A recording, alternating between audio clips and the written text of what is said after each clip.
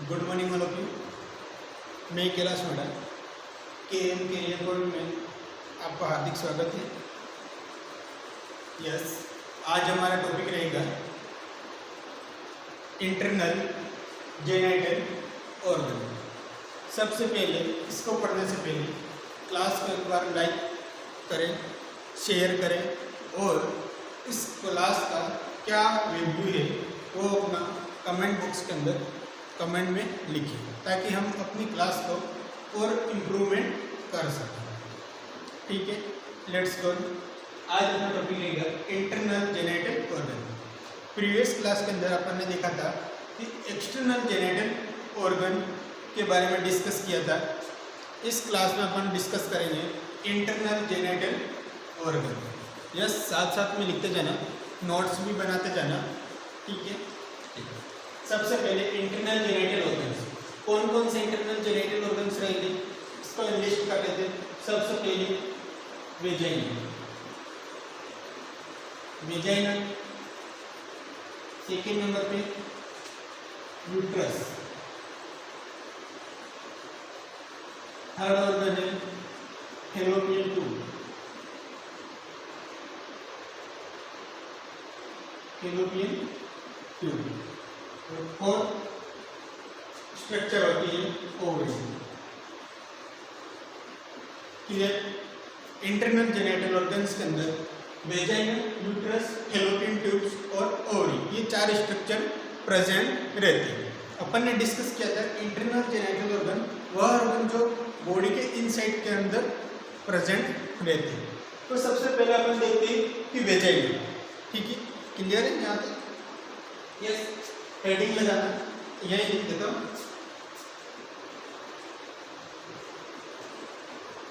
Vagina कर, vagina एक fibrous muscular sheet होती है। क्या रहती है? लिखते जाना, फाइब्रस मस्कुलर शीट। वेजाइना एक फाइब्रस मस्कुलर शीट होती है जो जिसके अंदर कौन सी सेल प्रेजेंट होती है? इतना stratified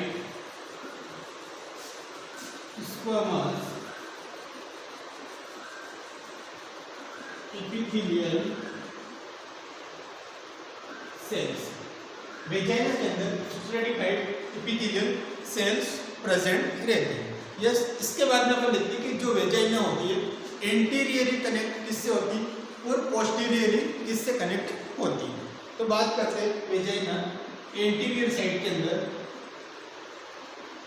anterior side vagina connect, anterior side vagina किससे कनेक्ट रहती? वल्वा से। वल्वा एक एक्सटर्नल जेनिटल ऑर्गन है, अपन ने डिस्कस किया था। आगे की साइड से वेजाइना वल्वा से कनेक्ट रहती है और पीछे की साइड यानी पोस्टीरियर साइड से, पोस्टीरियर में किससे कनेक्ट रहती है? यूट्रस से। किससे रहती है? यूट्रस से कनेक्टेड रहती है। ये कुछ पॉइंट है वेजाइना के बारे में। इसमें स्क्वामस फाइब्रस मस्कुलर शीट रहती है vagina, stratified squamous epithelial cell जिसके अंदर प्रेजेंट रहती है। इसके बाद में एंटीरियर साइड में वेजाइना कनेक्ट होती है वल्वा से और पोस्टीरियर साइड में वेजाइना कनेक्ट रहती है किससे? यूट्रस से। या इसको बोलते हैं आउटर साइड से कनेक्ट किससे रहती? वल्वा से।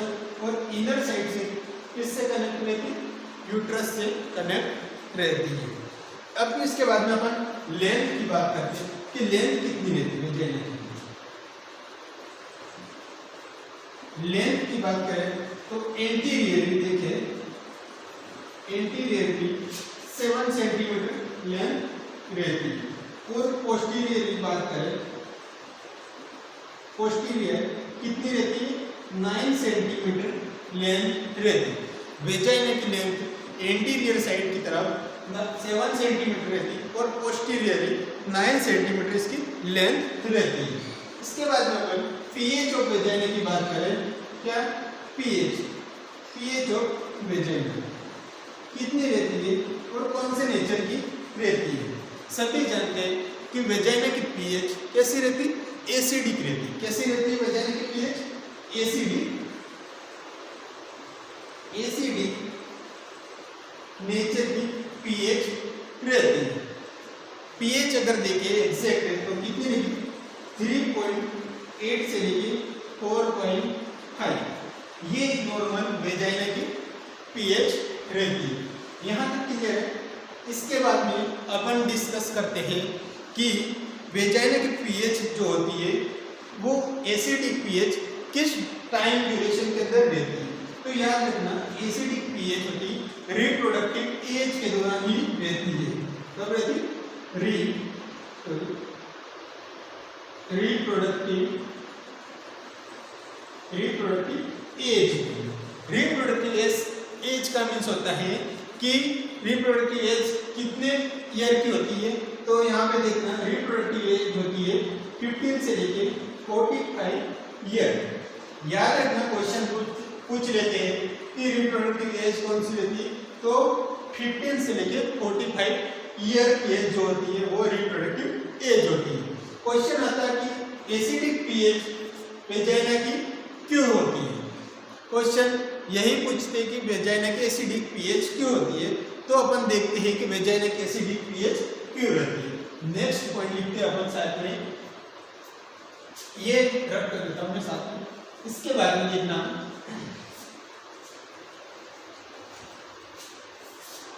यस, वेजाइना की एसिडिक पीएच क्यों रहती है,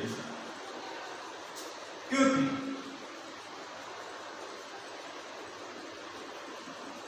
ड्यू टू नॉर्मल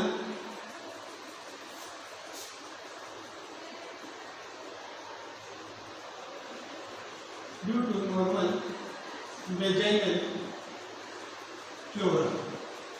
वेजाइना के अंदर एसिडिक पीएच क्यों रहती है, क्योंकि वेजाइना के अंदर नॉर्मल फ्लोरा होने के कारण से उसकी पीएच एसिडिक है। नॉर्मल फ्लोरा के अंदर एक बैक्टीरिया प्रेजेंट रहता है। इसके अंदर कौन सा रहता है, बैक्टीरिया प्रेजेंट रहता है। कौन सा बैक्टीरिया, डोडेरलाइन बेसिली। डोडेरलाइन बेसिली एक बैक्टीरिया प्रेजेंट रहता है। वो क्या करता है कि वेजाइना की पीएच को मेंटेन करता है। यस, ये क्या एक बैक्टीरिया होता है। यहाँ पे जो बेसिलाई का मीन्स होता है कि रोड से, यहाँ पे जो वर्ड लिखा है बेसिलाई, बेसिलाई मीन्स होता है रोड से। साथ में लिखे ना यहाँ पे, बेसिलाई मीन्स रोड शेप। जो बैक्टीरिया की स्ट्रक्चर देखिए तो कैसे देखिए, रोड शेप रहेगी। साथ एक वर्ड आता है कोकाई। कोकाई मीन्स होता है राउंड शेप। बेसिलाई का मीन्स होता है रोड शेप, कोकाई मीन्स होता है राउंड शेप। जो बैक्टीरिया की स्ट्रक्चर है वो राउंड शेप के अंदर है। इसके बाद में एक वर्ड आता है स्पाइरोचिट्स। स्पाइरोचिट्स इसका मीन्स होता है स्पाइरल शेप का होता है। बैक्टीरिया कैसे होता है, स्पाइरल शेप का, स्पाइरल शेप का बैक्टीरिया प्रेजेंट है। यस, ये अपन ने कुछ इसके शेप के बारे में डिस्कस किया। सबसे पहले इंपॉर्टेंट क्वेश्चन यही से बनता है कि वेजाइना के अंदर एसिडिक पीएच को मेंटेन कौन करता है। तो कौन करता है, डोडेरलाइन बेसिली, ये एक बैक्टीरिया रहता है। ठीक है, क्लियर है, आई होप समझ में आया होगा आपको। यस, इसके बाद में देखते हैं कि ये जो बैक्टीरिया होता है, जो बैक्टीरिया होता है वो क्या लैक्टोबैसिलाई स्पीसीज का होता है। कौन सी स्पीसीज है, lactobacilli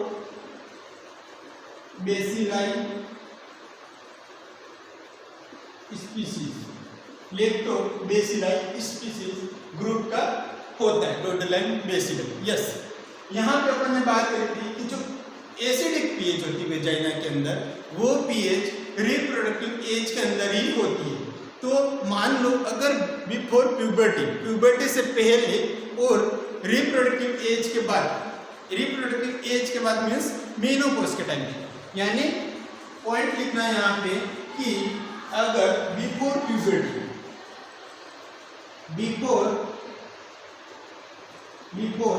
puberty and after menopause, before puberty and after menopause का मीन्स होता है absence of menstrual cycle. Menopause means absence of menstrual cycle. Yes, woman के अंदर 45 से लेकर 15 ईयर के बाद में क्या हो जाती है, मेनोपॉज कंडीशन आ जाती है। तो अपन यहाँ पे बात करते हैं कि बिफोर प्यूबर्टी से पहले अगर फीमेल की बात करते हैं, प्यूबर्टी एज होती है 10 से लेकर 16 ईयर, 16 साल तक होती है। तो अगर बिफोर 10 ईयर यानी फीमेल की बात कर रहे हैं, before 10 year and after menopause कैसी वेजाइना की पीएच होती है। क्वेश्चन अगर पूछे कि before puberty and after menopause vagina की पीएच कैसी रहती है, एसिडिक होती, नेचुरल होती या एल्केलाइन नेचर की होती, तो कैसी होती है लिखना साथ में कि यस कैसी रहती है, नेचुरल ऑप्शन में आ जाए नेचुरल एंड या एल्केलाइन। यस, इसकी पीएच कैसे रहती, नेचुरल और एल्केलाइन, दोनों एक ही वर्ड होता है। बट इसके अंदर ऑप्शन में दोनों वर्ड आ जाए, आपको सबसे पहले किसको प्रायोरिटी देंगे यहाँ पे, तो सबसे पहले किसको प्रायोरिटी देंगे, नेचुरल की। सबसे पहली प्रायोरिटी किसकी जाएगी, वेजाइना की पीएच कैसी रहती है, न्यूट्रल, सॉरी कैसी रहेगी यहाँ पे, न्यूट्रल, कैसी रहेगी, न्यूट्रल रहेगी। और सेकंड प्रायोरिटी जाएगी कि एल्केलाइन होगी। यस, समझ में आया यहाँ तक पॉइंट। यस, डॉटरलाइन बेसिलाइन इसके लिए रेस्पॉन्सिबल होता है। यस, इसके बाद में कि देखते हैं कि जो पीएच को मेंटेन कैसे करता है, जो डॉटरलाइन बेसिलाई होता है कि how to maintain vaginal pH acidic nature. Yes, इसके बाद में देखते हैं, यहाँ पे ध्यान रखना, लिखते जाता साथ में, यहाँ तक क्लियर समझ में आ रहा है। यस, आ रहा हो तो क्लास को लाइक कीजिए, शेयर कीजिए और अपना रिव्यू जरूर बताइए, ताकि एक टीचर को पता चले कि वो किस लेवल तक पढ़ा रहा है या बच्चों को समझ में आ रहा है कि नहीं आ रहा है। यस, इसके बाद में अपन आगे बढ़ते हैं कि how to maintain vaginal pH, कैसे मेंटेन होती है वेजाइनल पीएच। लिख लेना यहाँ पे, how to maintain vaginal pH. किस अपन ने अभी पढ़ा था कि जो डॉटरलाइन बेसिलाइन बैक्टीरिया होता है, स्पायर बेसिलाइन बैक्टीरिया होता है, वो क्या करता है, वेजाइनल पीएच को मेंटेन करता है, एसिडिक पीएच को बना के रखता है। यस, यहाँ तक क्लियर। तो बात करते हैं कि कैसे कैसे कैसे डॉटरलाइन बेसिलाइन को एसिडिक पीएच बनाएंगे। क्लियर कॉन्सेप्ट ध्यान में रखना कि जो वेजाइना के अंदर क्या रहती है, ये वेजाइन सॉरी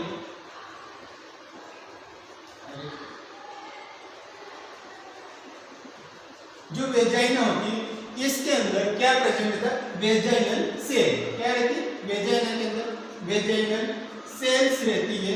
वेजाइनल सेल्स के अंदर जो अपना ग्लूकोज रहता है, वो ग्लूकोज ग्लाइकोजन की फॉर्म में स्टोरेज होता है। समझ में आ रहा है। वेजाइना के अंदर वेजाइनल सेल्स प्रेजेंट रहती, सेल्स जहाँ पे वेजाइनल सेल्स रहती वहाँ पे ग्लाइकोजन के फॉर्म में ग्लूकोज स्टोरेज होता है। इस फॉर्म में ग्लाइकोजन के फॉर्म में ग्लूकोज स्टोरेज होता है। अब बात करते हैं कि यहाँ पे वेजाइनल सेल के अंदर ही डोडेरलाइन बेसिलाई बैक्टीरिया प्रेजेंट है। कौन सा बैक्टीरिया, डोडेरलाइन बेसिलाई बैक्टीरिया जो प्रेजेंट रहता है कहाँ पे, वेजाइनल सेल के अंदर। तो ये बैक्टीरिया क्या करता है कि जो ग्लाइकोजन होता है, ग्लाइकोजन जो स्टोरेज फॉर्म होती है उसको क्या करता है, ब्रेक डाउन करता है या ब्रेक डाउन करेगा इस ग्लाइकोजन को। तो यहाँ पे एक यहाँ पे किसका फॉर्मेशन होगा? लैक्टिक एसिड का फॉर्मेशन होगा। किसका होगा? लैक्टिक एसिड का फॉर्मेशन होगा। यहाँ तक तो सभी को क्लियर होगा, क्योंकि लैक्टिक एसिड का मीन समझते ही यहाँ पे कैसी स्ट्रक्चर आएगी, कैसा नेचर आएगा पीएच का? एसिडिक नेचर होगा। तो मान लो यहाँ पे पीएच कैसी बनी रहेगी फिर वजाइना के अंदर? नॉर्मल पीएच कितनी रहती? 3.5 से लेके 4.5 ये पीएच मेंटेन होती है। और इसके लिए कौन सा बैक्टीरिया रेस्पॉन्सिबल होता है? तो आप बंद करके लिखिए ना, डोडर लाइन, बेसिलाइन। क्लियर है? यस। वेजाइना के अंदर जो ग्लाइकोजन फॉर्म के अंदर ग्लूकोज प्रेजेंट रहता है, उस ग्लूकोज को डोडर लाइन बेसिलाइन क्या करता है कि उसको ब्रेक डाउन करके लैक्टिक एसिड का फॉर्मेशन करेगा, जिस वजह से वेजाइना की पीएच एसिडिक बनती है। क्लियर है? यस। साथ साथ में लिखते जाना और पढ़ते जाना। ठीक है? क्लियर? यस।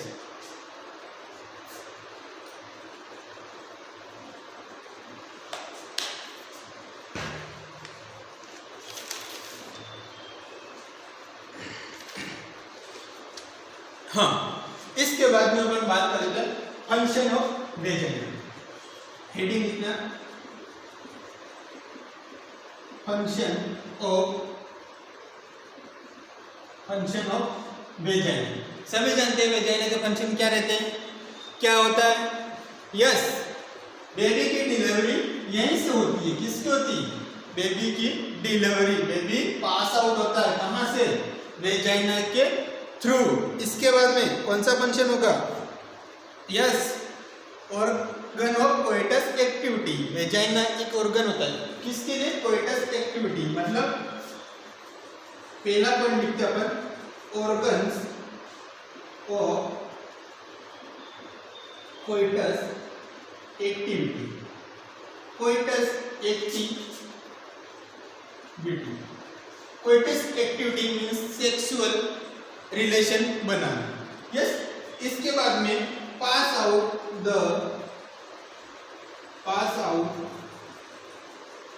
Baby delivery. जब भी बेबी डिलीवरी होती है तो इसी रास्ते से बेबी का क्या होता है? पास आउट होता है। यहाँ तक क्लियर है? इसके बाद में एक पॉइंट मेन रह गया, सिक्रेशन ऑफ वेस्ट प्रोडक्ट। क्या होता है? Secretion waste product. यहाँ पे वेस्ट प्रोडक्ट, ऐसे कौन से वेस्ट प्रोडक्ट होते हैं जो वेजाइना के थ्रू सिक्रेट होते हैं? हमने तो नहीं पढ़ा सर। नहीं होता है।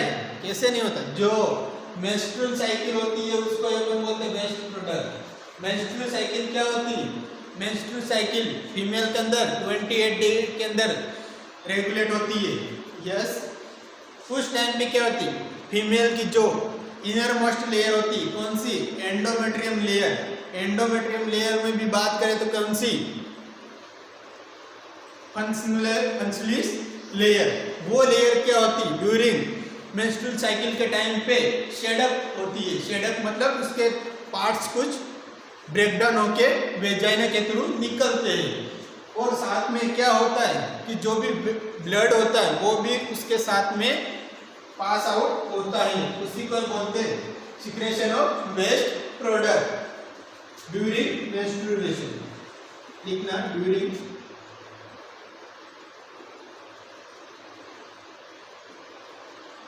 Menstrual cycle. यस। क्लियर है? अपन ने पढ़ा वेजाइना के फंक्शन। इसके अंदर 3 फंक्शन बड़े बड़े तरीके से देखा है कि ये क्या? एक ऑर्गन्स ऑफ कोइटस एक्टिविटी, मतलब सेक्सुअल एक्टिविटी के लिए ये ऑर्गन्स होता है।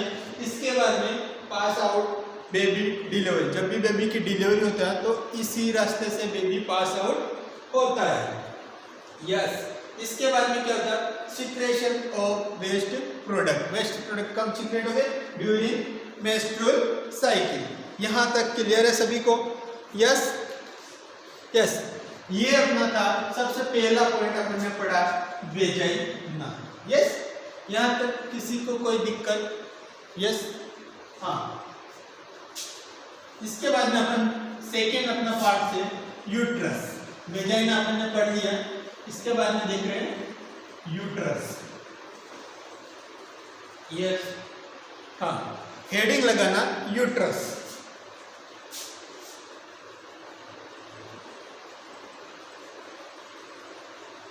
भेजेंगे के बाद में यूट्रस।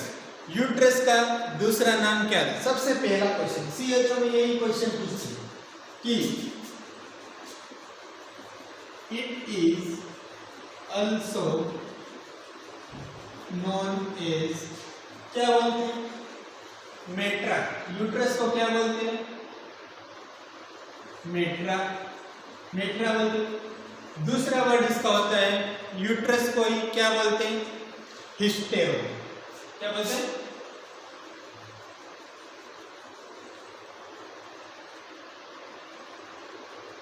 हिस्टेरो। यस, हिस्टेरो। यस, यूट्रस का दूसरा नाम होता है मेट्रा भी कहते हैं या यूट्रस को हिस्टेरो भी कहते हैं। यस, आपने नाम सुना होगा हिस्टेरेक्टोमी, सुना, नाम सुना होगा hysterectomy. Hysterectomy means removal of the uterus. Yes, hysterectomy करवा रहे हैं, ये सुना? यस, किसी लेडी का अंदर हिस्टेरेक्टोमी की, तो मतलब इसका मीन्स यही होता है कि वहां पे यूट्रस का रिमूव कर दिया गया है उसकी बॉडी से। यस, हाँ। इसके बाद में बात करते हैं कि यूट्रस एक कैसा ऑर्गन है? यूट्रस एक कैसा ऑर्गन है? It is hollow muscular organ. ये कैसा ऑर्गन से? It is hollow muscular organ, मतलब एक केविटी वाला ऑर्गन होता है। केविटी मीन समझ रहे? यस, शेल्टर प्रोवाइड करता है, केविटी वाला ऑर्गन होता है, इसलिए इसको बोलते हैं यूट्रस एक होलो मस्कुलर ऑर्गन होता है। यस, इसके बाद में पॉइंट लिखना कि यूट्रस होता है, ये कहाँ पे सिचुएट होता है? It is a pelvic organ. इसको क्या बोलते हैं? It is a pelvic organ. ये क्या है? पेल्विक ऑर्गन होता है। क्यों पेल्विक ऑर्गन होता है? क्योंकि यूट्रस कहाँ पे इसकी लोकेशन होती है? पेल्विस के अंदर, पेल्विक कैविटी जो होती है वहां पे यूट्रस सिचुएट होता है, इसलिए इसको बोलते हैं यूट्रस एक पेल्विक ऑर्गन होता है। यहाँ तक कंप्लीट है। यस, नेक्स्ट क्वेश्चन पूछते हैं कि यूट्रस की शेप कैसी रहती है? शेप के बारे में क्वेश्चन पूछते हैं, सीएचओ में पूछते हैं कैसी रहती? अरे बताओ, कैसी रहती? अरे नाशपाती तो खाई, बस नाशपाती से याद रखना वो क्या है? यूट्रस ही होता है। यस, पायरिफॉर्म शेप की होती है, पायरिफॉर्म शेप। क्लियर? याद रखना पायरिफॉर्म शेप की होती है यूट्रस का शेप। हाँ, इसके बाद में यूट्रस का काम क्या रहता है? शेल्टर प्रोवाइड करता है। शेल्टर प्रोवाइड किसको? किसको शेल्टर प्रोवाइड करेगा? यूट्रस। जो इसके अंदर रहेगा, अंदर कौन रहेगा? फीटस। हाँ, कौन रहता है अंदर? फीटस। फीटस को शेल्टर प्रोवाइड करता। बताओ अपना शेल्टर कौन सा हुआ? अपना शेल्टर अपना घर हुआ।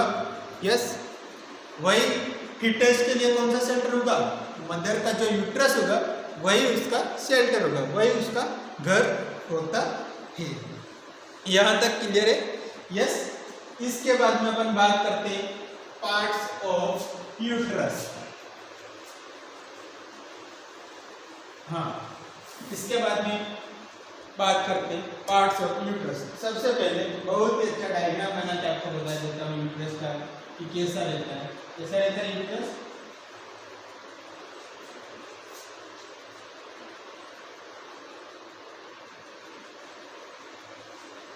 जरा बड़ा ही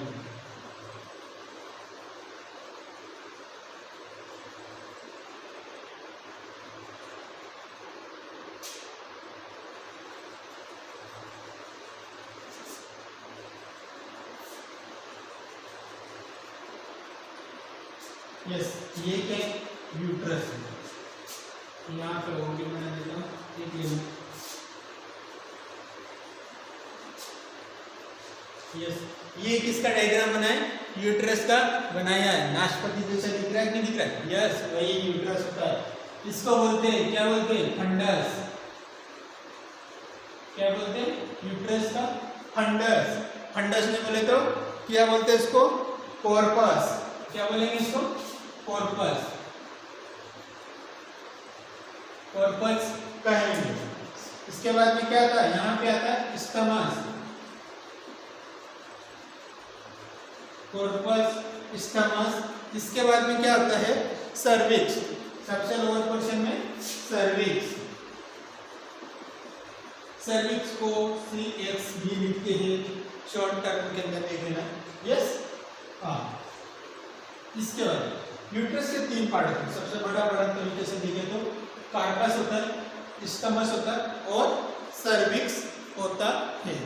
यहीं पे अपन बात कर देते हैं कि जो कार्पस होता है सॉरी, जो कार्पस का जो फंडस वाला पार्ट, सबसे ऊपर वाला पार्ट को बोलते हैं, सुपीरियर पार्ट होता है उसको बोलते हैं फंडस। फंडस जो पार्ट होता है, इसकी अपन लेंथ की बात करें कितनी होती है? 1.5 सेंटीमीटर। फंडस की लेंथ कितनी रहती? 1.5 सेंटीमीटर। यस, हाँ। इसके बाद में बात करें स्टमस की, 0.5 सेंटीमीटर। स्टमस की कितनी रहती? 0.5 सेंटीमीटर होती है। यस, इसके बाद में बात करें सर्विक्स की। सर्विक्स की कितनी रहती? 2.5 से लेके 3 सेंटीमीटर। यहां तक क्लियर है? यूट्रस के 3 पार्ट रहते हैं। सबसे पहला रहता है, कौन सा रहता है? यहाँ पे लिख भी लेता हूँ साथ में, क्योंकि बच्चे लिखने वाले ज्यादा रहते हैं इसलिए साथ में लिख लेते हैं। यस, तो पहला रहता है कॉर्पस। सेकेंड पार्ट रहता है स्टमस और थर्ड पार्ट रहता है सर्विक्स। यस, 3 पार्ट्स क्लियर है। कॉर्पस के अंदर फंडस रहता है, इसका बीच वाला पार्ट रहता है बॉडी। बॉडी भी रहता है। यस, बॉडी भी रहती है। 3.5 से लेके 4 सेंटीमीटर इसकी भी लेंथ है। कितनी रहती? 3.4 से 3.5 to 4 सेंटीमीटर। ये किसकी रहेगी? बॉडी, यानी सेंटर वाला। ये भी अपर पार्ट ही होता है। यस, बात करते हैं कि सबसे smallest part of the uterus. Question आता है कि सबसे smallest part of the uterus, तो किसको कहेंगे स्मॉलेस्ट पार्ट? यस, साइज देख के आपको पता चल रहा होगा सबसे स्मॉलेस्ट पार्ट किसको कहेंगे? स्टमस। कौन होगा स्मॉलेस्ट पार्ट? स्टमस। यहाँ पे लिख लेना smallest part of uterus. Yes, clear है? हाँ। इसके बाद में मिडिल पार्ट कौन सा होता? तो भी यही होता है। कौन सा होता? Middle part. Yes, upper part कौन सा था? तो कॉर्पस, अपर पार्ट। और एक लोअर पार्ट होता है तो कौन सा था? Cervix. Cervix is lower part of the uterus. Clear है? यहां तक सभी को क्लियर होगा, समझ में आया होगा? यस। इसके बाद में मेन इंपॉर्टेंस बात करते हैं CHO के क्वेश्चन से रिलेटेड। क्वेश्चन पूछे जाते हैं CHO का। लेंथ, यूट्रस की साइज, साइज पे क्वेश्चन बनते हैं, याद रखना। Size of uterus, size uterus की साइज कितनी रहेगी? यहाँ पे बात करते हैं यूट्रस, एक होता है नॉन प्रेग्नेंट यूट्रस, एक होता है प्रेग्नेंट यूट्रस।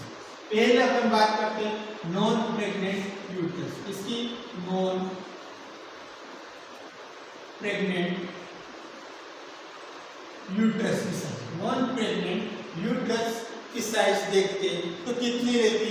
लिख देना, याद रखना, कैसे भी करके क्वेश्चन बनेगा, इसका मीन्स बनेगा। क्लियर? 7.5 इंटू 5 इंटू 2.5, ये साइड एग्जैक्ट होती नॉन प्रेग्नेंट यूट्रस। क्लियर है? यहीं पे बात कर लेते हैं कि प्रेग्नेंट यूट्रस, प्रेग्नेंट यूट्रस की साइज क्या रहेगी। प्रेग्नेंट यूट्रस की साइज आपको इतना ही याद रखना कि 5 टाइम मल्टीप्लाई हो जाती है। जो भी ये साइज रहती उसके अंदर मल्टीप्लाई 5 टाइम, 5 का गुणा कर देना, 5 से मल्टीप्लाई कर देना इन सभी से, तो ये साइज होता है कि प्रेग्नेंट यूट्रस। क्लियर है? दोनों क्वेश्चन एग्जाम के अंदर पूछे गए हैं और इसको ही ध्यान में आपको रखना है। यस, यहाँ तक आपको कोई भी दिक्कत नहीं आनी चाहिए। इसके बाद में अपन बात करते हैं वेट ऑफ यूट्रस।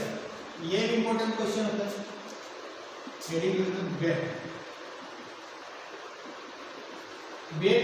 वेट में भी यही फॉर्मूला होगा, नॉन प्रेग्नेंट और प्रेग्नेंट। सबसे पहले देखते हैं अपन नॉन प्रेग्नेंट यूट्रस।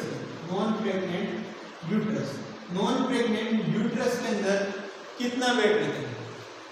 नॉर्मल सभी को पता होगा कितना रहता है नॉन प्रेग्नेंट यूट्रस के अंदर वेट। यस, सभी का आंसर राइट है। यहाँ पे बहुत कितना रहता है?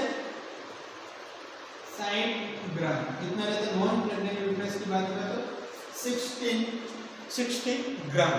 अगर रेंज में पूछे, आजकल क्वेश्चन के साथ एग्जैक्ट नहीं देते, रेंज में पूछ लेते हैं कि बच्चे को कंफ्यूज करने के लिए क्या करते हैं, रेंज के अंदर पूछ लेते हैं। तो याद रखना 50 से लेके 18 ग्राम के बीच में इसकी रेंज होती है। यस, हाँ, इसके बाद में अपन बात करेंगे नॉन प्रेग्नेंट की। अब आ जाओ प्रेग्नेंट यूट्रस। प्रेग्नेंट यूट्रस की बात करें तो कितना रहता है? सभी को पता है 1000 ग्राम। कितना रहता है? 1000 ग्राम।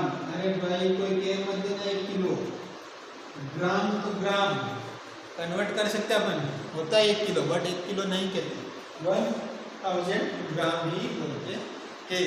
यस, याद रखना यूट्रस के बारे में अपन ने डिस्कस किया। रेंज में इसको भी पूछे तो याद रखना कितनी होती है? 900 से 1000 ग्राम। ठीक है, ये भी है ग्राम के अंदर। ये अपन ने डिस्कस किया यूट्रस के बारे में। यस, यहाँ तक किसी को कोई दिक्कत? याद रखना CHO से रिलेटेड क्वेश्चन यहाँ से बन सकते हैं। ये भी मोस्ट इम्पोर्टेंट होता है। ये भी इम्पोर्टेंट क्वेश्चन है। सभी पॉइंट आज मैं पढ़ाने जा रहा हूँ, ये आपके बेसिक स्तर पे जो भी एग्जाम होते हैं स्टेट गवर्नमेंट के अकॉर्डिंग, नॉर्सेट से सभी एग्जाम को फाइट आप इस क्लास को देख के कर सकते हो। इतना कॉन्फिडेंस के साथ मैं पढ़ा रहा हूँ, एक भी क्वेश्चन इससे बाहर नहीं जाएगा। क्लियर है? जो जितना यहाँ पे मिल रहा इतना ही पढ़ लो, बाहर किसी कुछ भी देखने की जरूरत नहीं है। यस, अब अपन बात करते हैं आगे। यस, इसके बाद में देखना पोजीशन ऑफ यूट्रस। यूट्रस की पोजीशन देखते हैं। यूट्रस की पोजीशन, साइज देख ली, वेट देख ली, इसके बाद में देखते हैं पोजीशन ऑफ यूट्रस।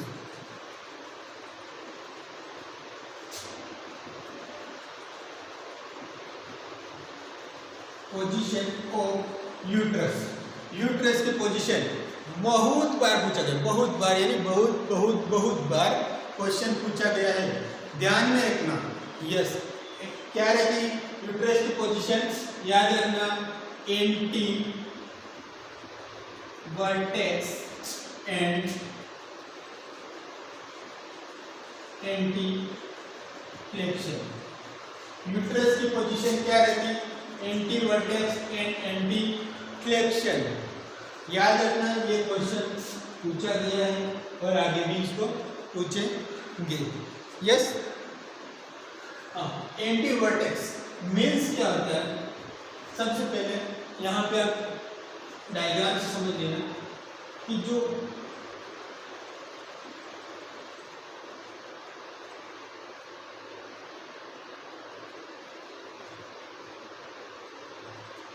वास्तव में जो यूट्रस होता है वो इस टाइप का होता है। जो अपन बना रहे वो अपन समझने के लिए बनाते, बट वास्तव में यूट्रस की लोकेशन देखे या पोजीशन देखे तो इस साइज में होता है।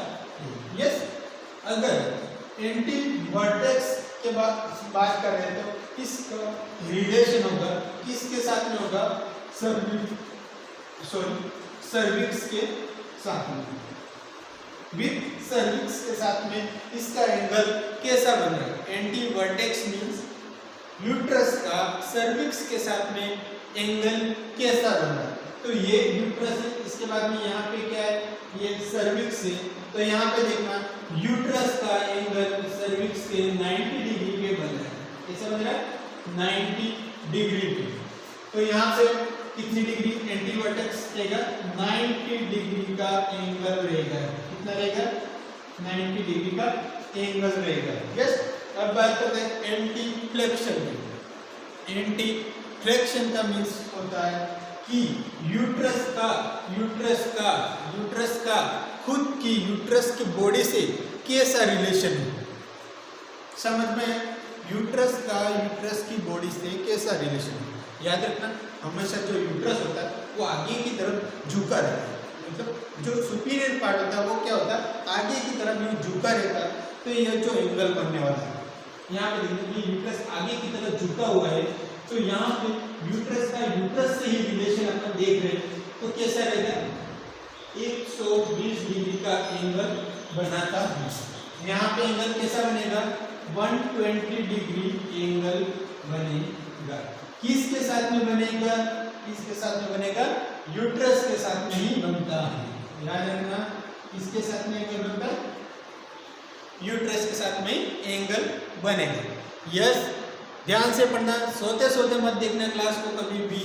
आपको बता रहा हूँ, अगर पढ़ाई करो तो मन से पढ़ाई करना, कभी भी सोते सोते क्लास को नहीं देखनी, क्योंकि वो आपको समझ में नहीं आएगा।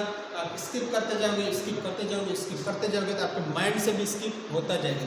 इसलिए कभी भी पढ़ाई करो तो मोबाइल सामने अच्छे से रखो, टेबल कुर्सी में बैठो, या टेबल कुर्सी नहीं हो तो नीचे आप आराम से पैर जमा के बैठो। इसके बाद में हाथ में नोटबुक लेके पढ़ना चाहिए। एक बेस्ट मेथड होता है पढ़ाई का। यस, इसके बाद ये आपकी पोजीशन कंप्लीट है। याद रखना, फिर बोल देता हूँ, 101% हर एग्जाम में पूछेगा, तो ये क्वेश्चन आपको अभी याद कर लेना है। क्लियर है। यस, यहीं पे ध्यान देते हैं कि जो यूट्रस की लोकेशन देगी अपन, तो यूट्रस के साथ में कुछ अदर ऑर्गन्स भी होते हैं। मान लो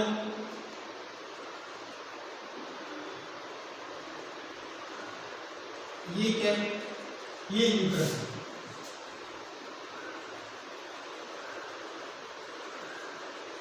ये क्या, यूट्रस, ठीक है।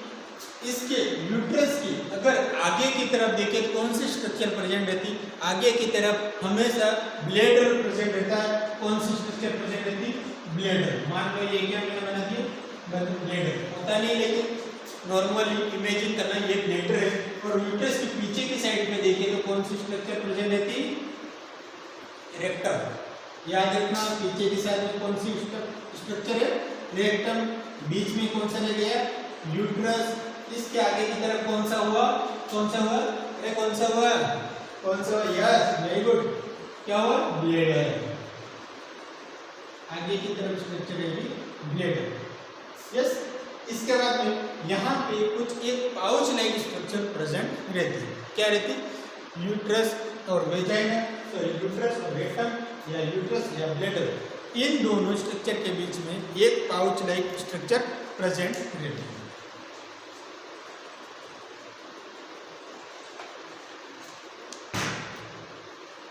वो पाउच लाइक स्ट्रक्चर क्या होती है, थैलीनुमा स्ट्रक्चर रहती है, जिसके अंदर फ्लूइड प्रेजेंट रहता है।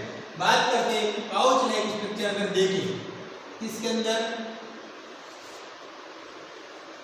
यस, रेक्टम और यूट्रस के बीच में पाउच लाइक स्ट्रक्चर होती है। इसको क्या बोलते हैं, जल्दी बताइए, क्या बोलते हैं, नाम से ही पता चल जाएगा इसको क्या बोलते हैं। पाउच लाइक स्ट्रक्चर प्रेजेंट रहती है रेक्टम और यूट्रस के बीच में। यस, हाँ, अपने माइंड में कंफर्म करके रख देना कि यही होती है सर, ठीक है। अब मैं बता रहा हूँ क्या रहती, रेक्टो यूटेराइन पाउच क्या रहता है यहाँ पे, साइड में लिखा है यहाँ पे, ये जो वाली जो स्ट्रक्चर होती है वो क्या है, recto uterine pouch, recto uterine pouch कहते हैं। यस, समझ में आया क्या बोलते हैं इसको, रेक्टो यूटेराइन पाउच, या इसको अपन कह सकते हैं पाउच ऑफ डगलस, पाउच को डगलस भी कहते हैं।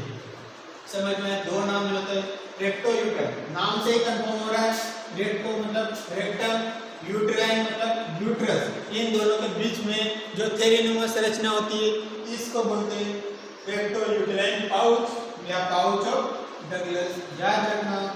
अब बताओ कि यहाँ पे एक डायग्नोस्टिक प्रोसीजर किया जाता है। यस, एक डायग्नोस्टिक प्रोसीजर किया जाता है।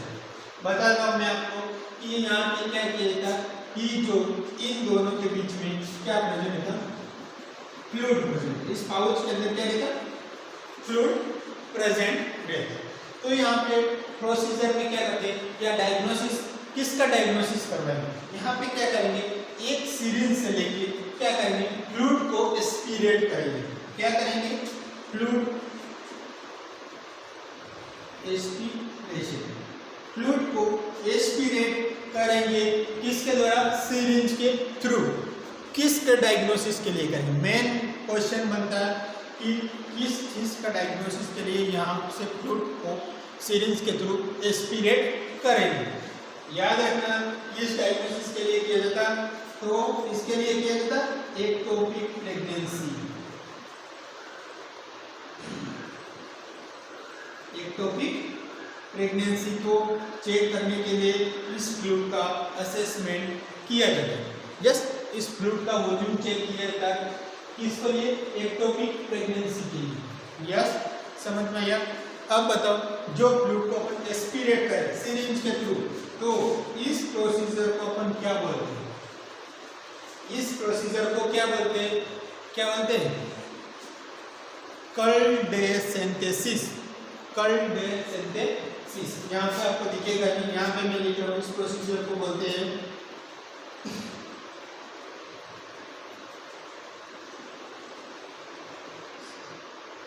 याद रखना, मोस्ट इम्पोर्टेंट क्वेश्चन होता है इस फ्लूइड का, ये जो प्रोसीजर करते एक्टोपिक प्रेगनेंसी को असेसमेंट के लिए, तो उस प्रोसीजर का नाम क्या रहता है, तो कल्डेसेंटेसिस। आंख बंद करके टिक कर देते।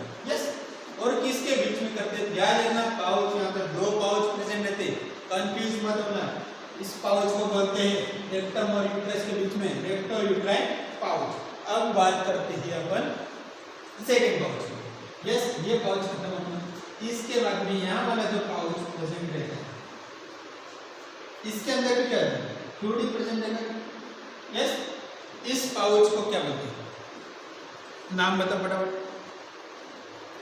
यस, इस पाउच को बोलते हैं vesico uterine pouch, vesico uterine pouch कहेंगे। क्या कहेंगे, वेसिको यूटेराइन पाउच। याद रखना, दोनों नाम, recto uterine pouch, pouch of Douglas, सबसे ज़्यादा यही नाम चलता है। पाउच ऑफ डगलस कहाँ प्रेजेंट रहता, या वेसिको यूटेराइन पाउच कहाँ रहता, तो आपको ये स्ट्रक्चर याद रखनी चाहिए। स्ट्रक्चर बना लेना, माइंड में फिट कर देना कि कौन सी स्ट्रक्चर कहाँ पे सर ने हमको बताई थी। यस, इसके बाद में अपन देखते हैं यूट्रस का लास्ट क्वेश्चन देख रहे हैं, layer of uterus, what is the position. इसके बाद में देखना कि layer of uterus,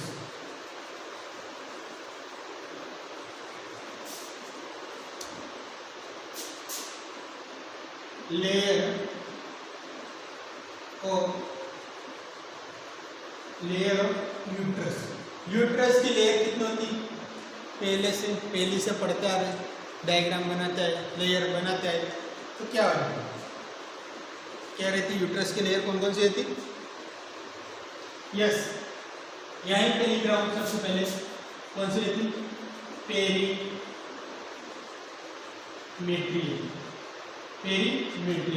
second layer कौन सी रहती, मायोमेट्रियम।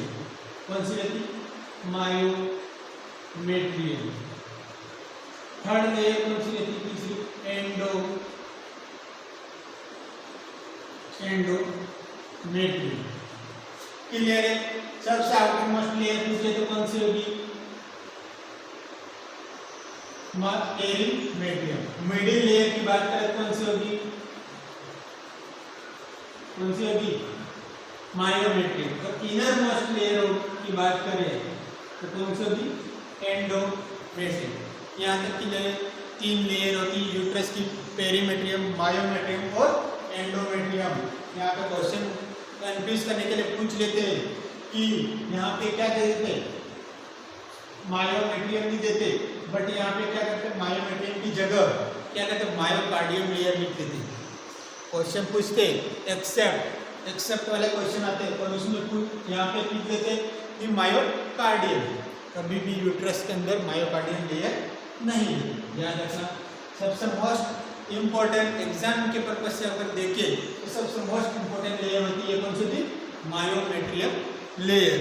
यस, यहाँ तक क्लियर है? सभी को समझ में आ रहा है? तो क्लास को लाइक कीजिए, कमेंट करें और शेयर। अब कुछ पॉइंट्स मायोमेट्रियम से रिलेटेड अपन लिख लेते हैं, क्योंकि ये एक इम्पोर्टेंट लेयर होती है और एग्जाम में पूछते हैं। सबसे पहले मायोमेट्रियम एक यूट्रस की लेयर होती है, ये नहीं लिखी, ठीक? यूट्रस की लेयर पढ़ रहे। Myometrium is middle layer. क्या है? इट इज हेडिंग लिखना ना, मायोमेट्रियम।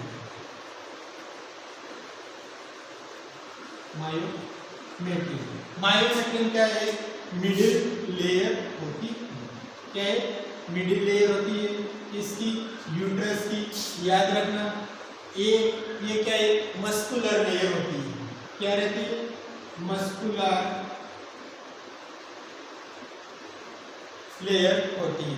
यूट्रस में जो मायोमेट्रियम लेयर होती है वो मिडिल लेयर होती है और एक मस्कुलर लेयर होती है। जो मायोमेट्रियम लेयर होती है इसमें 2 लेयर प्रेजेंट रहती है। एक को कहते हैं आउटर मायोमेट्रियम। क्या? Outer myometrium. और एक होती है मिडिल मायोमेट्रियम। यस, 2 लेयर होती है, आउटर मायोमेट्रियम और मिडिल मायोमेट्रियम।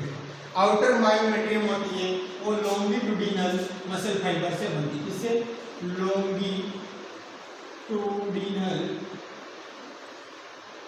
मसल्स फाइबर इससे बनेगी। आउटर मायोमेट्रियम लेयर होती है वो लॉन्गिट्यूडिनल मसल फाइबर से बनती है और मिडिल मायोमेट्रियम लेयर होती है मोस्ट इंपॉर्टेंट होती है। क्या रहती है मिडिल में? फिगर ऑफ 8 मसल फाइबर्स कहते हैं। क्या बोलते हैं? जो मिडिल मायोमेट्रियम लेयर होती है इसको बोलते हैं figure of 8 muscles fibre. Figures of 8 muscle fibre किसको बोलेंगे? तो मायोमेट्रियम को बोलेंगे। Myometrium middle myometrium. Yes, question आता है फिगर ऑफ 8 मसल फाइबर किसको बोलते हैं? तो ये किसमें आएगी? मायोमेट्रियम को ही कहेंगे फिगर ऑफ 8 मसल फाइबर। इसका नाम क्यों रखा गया figure of 8 muscle fibre? Yes, figures means होता है सीस क्रॉसिंग होती है। सीस क्रॉसिंग क्या रहती है? सीस क्रॉसिंग स्ट्रक्चर रहती है।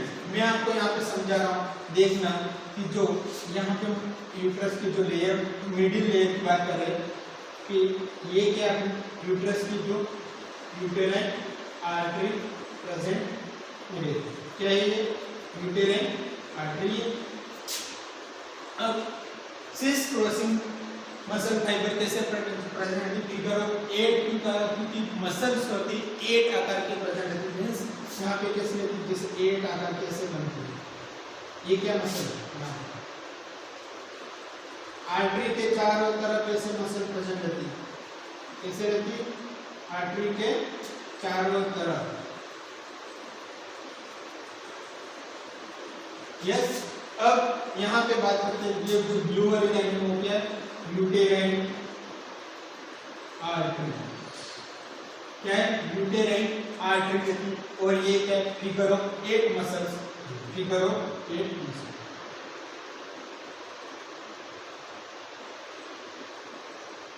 फिगर ऑफ 8 मसल्स, ठीक है।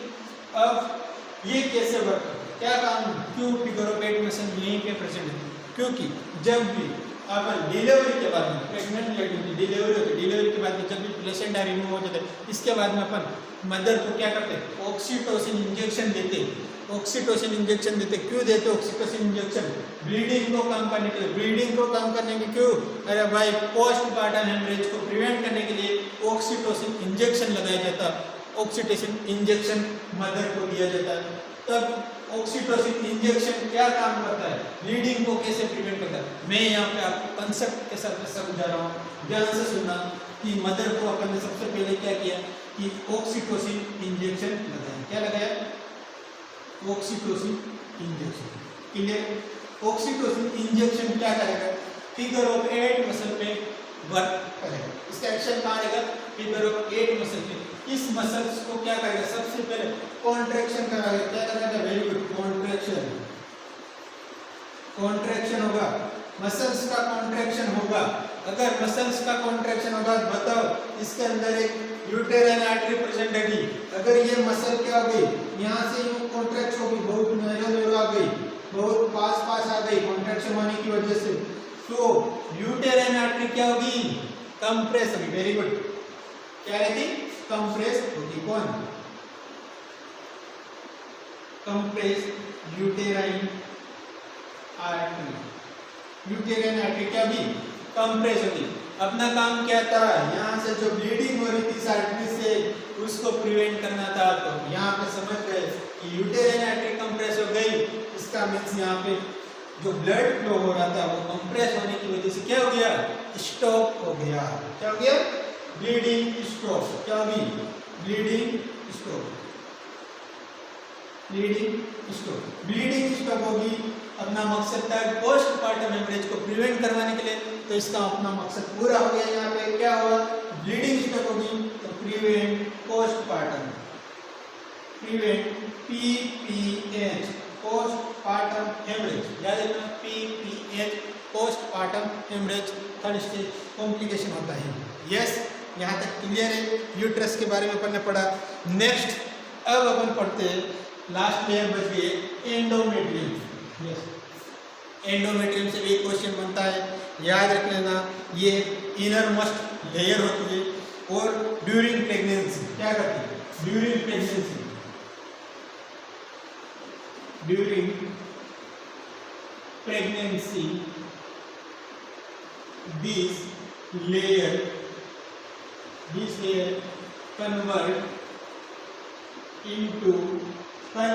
into during pregnancy this layer convert into किसमें कन्वर्ट हो जाएगी, अरे डेसिडुआ के अंदर, किसमें डेसिडुआ के अंदर, डेसिडुआ का फॉर्मेशन होगा, डेसिडुआ का फॉर्मेशन किसमें होगा एंडोमेट्रियम लेयर का होता है, क्लियर है। डेसिडुआ मीन्स जो लेयर होती है उसकी साइज क्या होती थी बढ़ जाती, बढ़ने के कारण से वहाँ पे ब्लड सर्कुलेशन बढ़ जाता, ब्लड सर्कुलेशन बढ़ेगा, इसी लेयर से क्या होगा प्लेसेंटा का अटैचमेंट होता है, याद रखना pregnancy of decidua of pregnancy कौन सी लेयर कहेंगे एंडोमेट्रियम, क्लियर है, यस यहाँ तक समझ में आया। नेक्स्ट बात करते हैं यूट्रस अपना कंप्लीट है, इसके बाद में बात करते हैं फैलोपियन ट्यूब, यहाँ तक समझ में आ रहा है, समझ में आ रहा है तो क्लास को बिना बताए लाइक कर दीजिए, ठीक है, अगर नहीं समझ में आ रहा है तो कुछ भी कमेंट कर देना, तो अपन क्लास को इम्प्रूवमेंट और कर सकते, यस यहाँ तक। हाँ नेक्स्ट अपना रह गया फैलोपियन ट्यूब,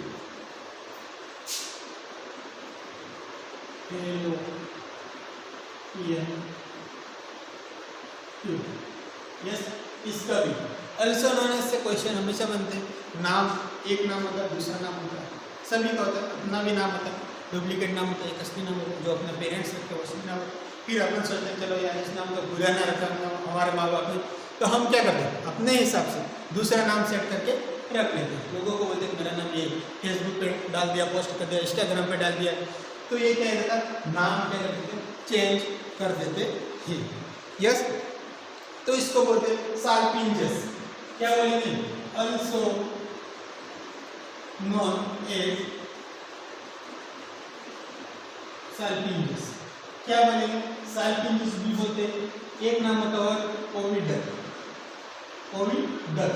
एक नाम और होता है, क्या रहता है? Mullerian duck. क्या रहता है? Mullerian duck. यस, तीनों नाम याद रखना। साल्पिंजस इसको कहेंगे, फैलोपियन ट्यूब को ही, ओविडक इसको ही कहेंगे, और मुलेरियन डक भी इसको ही कहेंगे। समझ में आएगा? यस, सॉरी, एक यहाँ पे जो यूट्रस वाली मैंने बात बताई थी उसके अंदर फिगर ऑफ 8 मसल फाइबर मैंने बताया था कि इसको मायोमेट्रियम लेयर को, मायोमेट्रियम लेयर का एक दूसरा नाम भी होता है, क्या होता है? Living ligature of uterus. बहुत बार क्वेश्चन पूछा गया, living ligature of uterus, living ligature of uterus किसको बोलेंगे? मायोमेट्रियम लेयर को ही बोलेंगे लिविंग लाइगेचर ऑफ यूट्रस। याद रखना, याद आ गया आपको मैंने बताया। यस, आल्सो नोन एज इसको fallopian, salpinges, oviduct, mullerian duct. Size देखिए तो कितनी है? 10 सेंटीमीटर इसकी लेंथ है। यहाँ पे मैं अच्छे से डायग्राम बना के बता देता हूँ। जो अपना ये क्या सॉरी यूट्रस, यूट्रस यहाँ पर क्या होता है?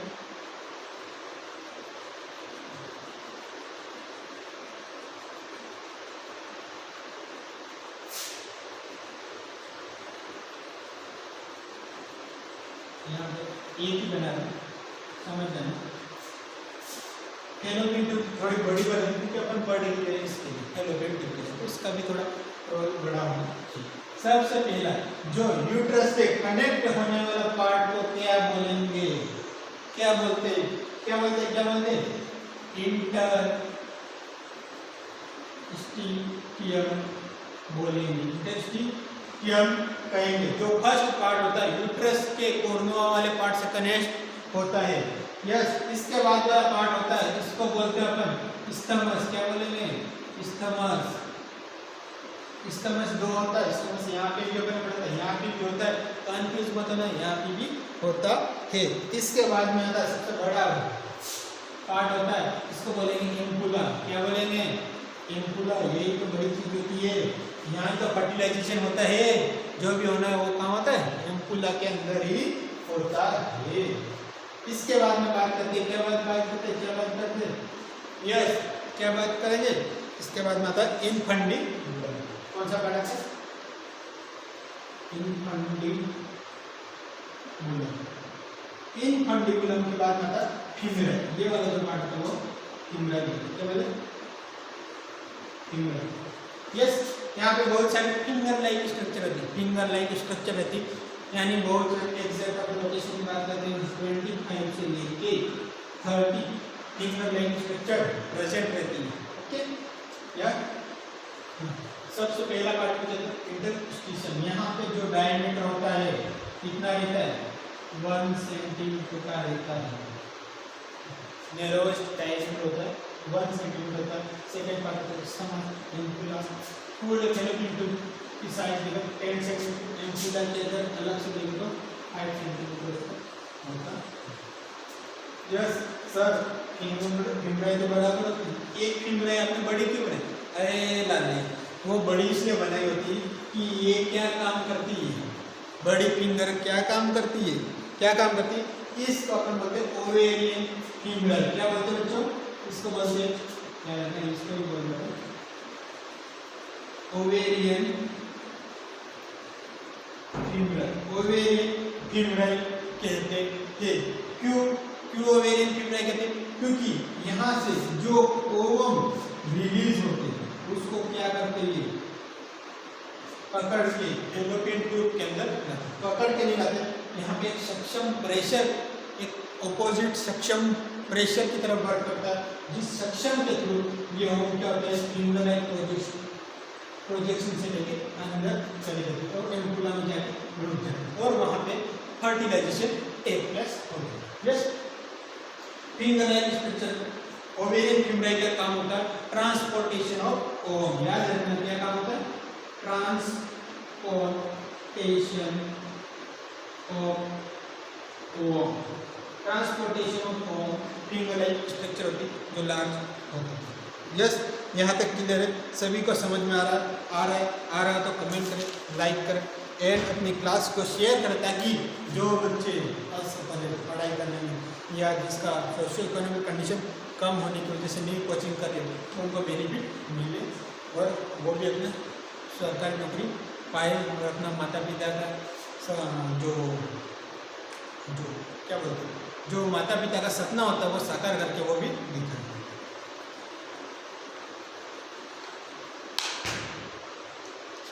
यस, यहाँ पे कुछ छोटे छोटे क्वेश्चन बनते हैं कि फर्टिलाइजेशन कहाँ पे होता है, फर्टिलाइजेशन कहाँ पे होगा, तो कहाँ पे होगा, एम्पुला वाले पार्ट के अंदर। फर्टिलाइजेशन कहाँ होगा, एम्पुला वाले पार्ट के अंदर होगा। यस, सबसे इसके बाद में क्वेश्चन पूछते हैं कि स्मॉलेस्ट पार्ट कौन सा रहता है फिलोमेंटल का, स्मॉलेस्ट पार्ट। स्मॉलेस्ट पार्ट की बात करें तो कौन सा रहता है, इंटरस्टिशियल, ये वाला। इसके बाद में बात करें कि लार्ज फिम्ब्राई क्या है तो ओवेरियन फिम्ब्राई की बात करें। यस, ये अपना फैलोपियन कंप्लीट है। इसके बाद में बात करते हैं अपन लास्ट कौन सा पार्ट बच गया अपना, ओवरी। यस, सभी जानते हैं ओवरी क्या होती है,